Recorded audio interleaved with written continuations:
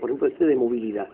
Y el plan de movilidad va a traer al gobierno o a la ciudad nuevas empresas. Entonces, bueno, vas con el nuevo predial, con el nuevo proceso que te vaya dando mayor empleo, etcétera, vas generando para pagar eso.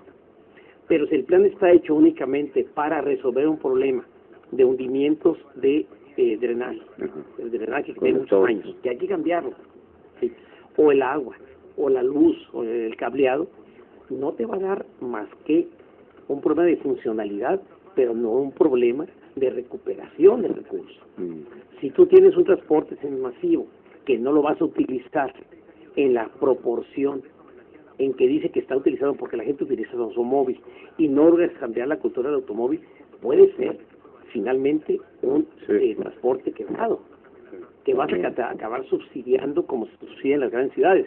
Pero ciudades como la Ciudad de México, que concentran grandes capitales, donde, por ejemplo, la educación se la paga la Federación, en nuestro caso, el 52% de la educación lo paga el Estado, no tiene mucho margen de maniobra.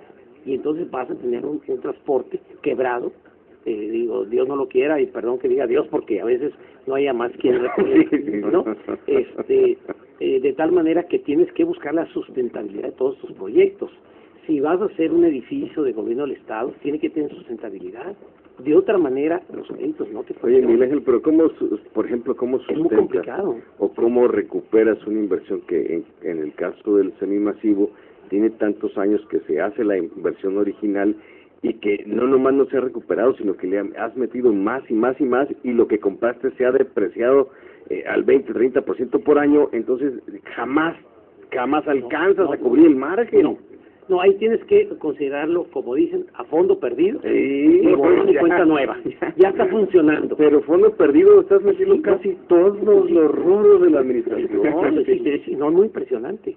Por eso hay que replantear la forma en que la administración pública tiene que funcionar, y además tienes que ver hasta dónde los municipios son capaces de funcionar por sí solos.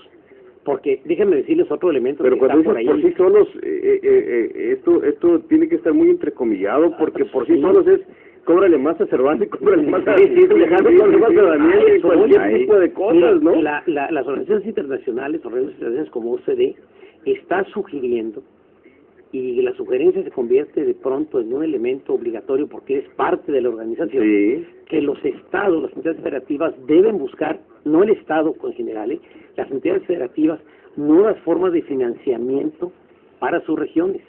Y esto automáticamente te lleva a que los municipios se conviertan en entidades fiscales también. Y entonces están diciendo, cambia tu estructura fiscal, y entonces la federación se queda con una parte, pero tú generas nuevos impuestos. Sí, pero este país no puede generar nuevos impuestos si no estás generando esquemas distintos. Que te den para pagar los impuestos. Yo creo, Miguel Ángel, compañero, sí, que creo que va más allá de esto que plantea Miguel Ángel. Yo creo que el propio modelo político es el que está agotado. ¿Por qué? Porque todo lo que acabas de plantear, Miguel Ángel, siempre va a estar permeado por este componente político, ni siquiera partidista, ¿no? Sino de grupos, de guerra entre facciones que hay, y es el que yo llego y comienza la vida conmigo, ¿no? Todo lo demás que se hizo no sirve, y entonces volvemos a empezar. Entonces yo creo que sí es el momento de plantear nuevas formas de administrar el Estado mexicano como tal, o sea, no solo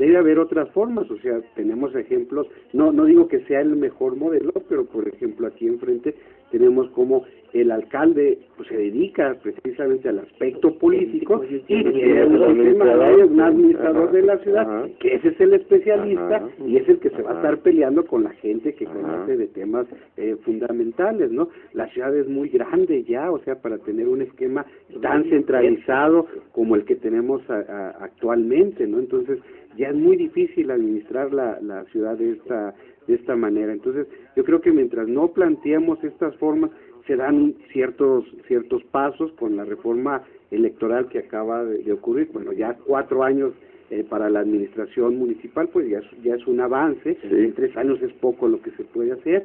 4 años me parece que pues bueno, ya es un gran avance en ese sentido.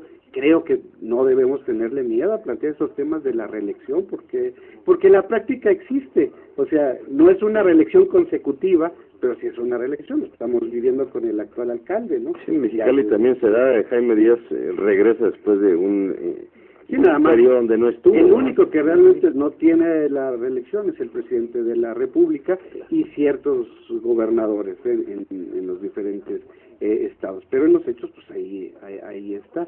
Entonces, también esto de acortar las campañas me parece que fue buena idea, pero también se queda corta. ¿Por qué? Acortamos las campañas y después nos queda un enorme trecho para la toma de posesión, o sea, en donde se inmoviliza todo el aparato. O sea, el que gana no puede tomar posesión, no sabe a ciencia cierta cómo le van a dejar la administración municipal. Se tiene que esperar prácticamente hasta por allá por septiembre que le empiecen a soltar los papeles. El que está actualmente, pues ya lo que quiere es cerrar el changarro, medio dejar la casa limpia para tener los menos problemas posibles. Yo creo que ahí sí fue un hueco que se dejó, que acortan las campañas, pues también muévelas a agosto, ¿no? Una cosa de eso. Sí, o es otra cosa, por ejemplo, no sé por qué estamos casados en hacer las elecciones de julio, más aquí en nuestra ciudad donde se necesita los verdaderos héroes de la ciudad, la gente que salimos a votar con estos calorones. Especialmente este domingo. Y esto te va a ayudar también a generar que el que llegue, quien llegue, o el que se presente ante una elección, presente proyecto de trabajo también, proyecto de municipio, que proyecte escenarios. Es que no lo estamos proyectando. O sea, estás eligiendo, no hay planes. Sigues eligiendo personas, y unos con más o menos programas, pero mucho aparece sobre la ocurrencia, ¿no? Pero Enrique Serrano te diría que eso sí lo hizo, porque presentó 58 proyectos en un libro perfectamente bien presentado con bla bla bla, y que todos lo vimos. Pero no es fácil que se presente. No entonces es fácil. Tendría que ser parte de una obligación de que cualquiera que presente el pero puede estudiar. Ese mismo plan de SEAD, que efectivamente está muy bien hecho, es enunciativo. Faltan los solamente, ¿verdad? O sea, se dice, sí, más cultura, sí, ¿cómo le vamos a entrar, no? ¿Cómo vamos a mantener Sí, pero ya te dio, cuando menos te da un canal de conducción, entran los grupos culturales, ahora sí, vamos a generar... Mira, es lo que está pasando, por ejemplo, con el plan de movilidad, ¿no? Tienes un plan perfectamente bien detallado, pero a la hora que lo pones en práctica te estás encontrando con que había cableados más abajo, con que las otras compañías que van no había, o que las demás compañías que deben entrar, bueno, no están retrasando, no entran, y nos tenemos que ir al corte antes de que también nos pongan en el plan de movilidad y los plan de movilidad. Vamos